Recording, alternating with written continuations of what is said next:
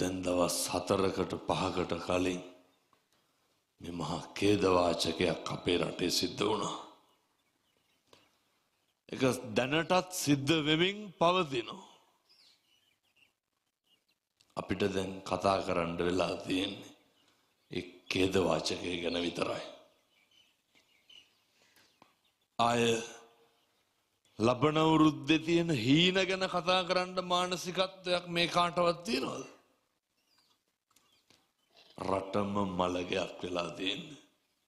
ඒ නිසා මේ ව්‍යසනයෙන් මියගිය සියලු දෙනාට නිවන් සුවත්, අසනීපෙන් රෝගාබාධ වලින් පීඩාවට පත් වෙලා ඉන්න සියලු දෙනාට සත ශාන්තියක් එක හඬට දොහොත් මුදුන් දීලා සාදුකාරයක් දීලා ප්‍රාර්ථනා කරමු. මේ වෙලාවේ ඕනේ ආශිර්වාදය විතරයි. මේ වෙලාවේ කිසිම භෞතික දෙයක අවශ්‍යතාවයක් මිනිස්සුන්ට නැහැ. මිනිස්සුන්ට ඕනේ සැනසීම විතරයි. මිනිස්සුන්ට ඕනේ මානසික සුවය විතරයි. එහෙම දේශනා කරන්න හේතුවක් තියෙනවා. පවුල් පිටින් යට වෙලා පස්වලට තාත්තා වැඩට ගිහිල්ලා එනකොට මුළු ගෙදරම යට වෙලා, දරුවා විශ්වවිද්‍යාලේ ඉන්නකොට එක විශ්වවිද්‍යාලේ දියණියක් කියනවා, හාමුදුරුවනේ ගෙදර ඇවිල්ලා හිටිය අක්කට බබෙක් හම්බෙලා.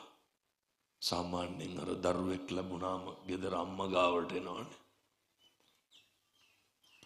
මේ මනුස්සෝ විවාහයක් කරගෙන දරුවෙක් හදන්නේ මොන්න තරම් හීන ගොඩක් තියාගෙන අර ලේ හත්ත වගේ පොඩි එකා ඇකේ තුරුල් කරගෙන කිටකොට වෙන්න ඇද්ද?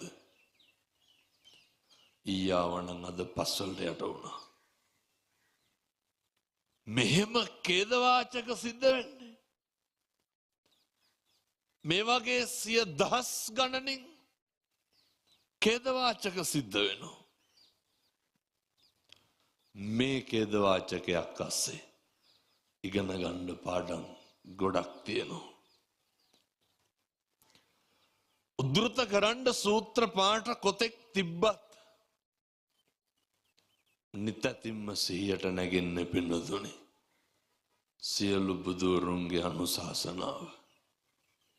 වෙන මොකක් නම් දේශනා කරන්නද?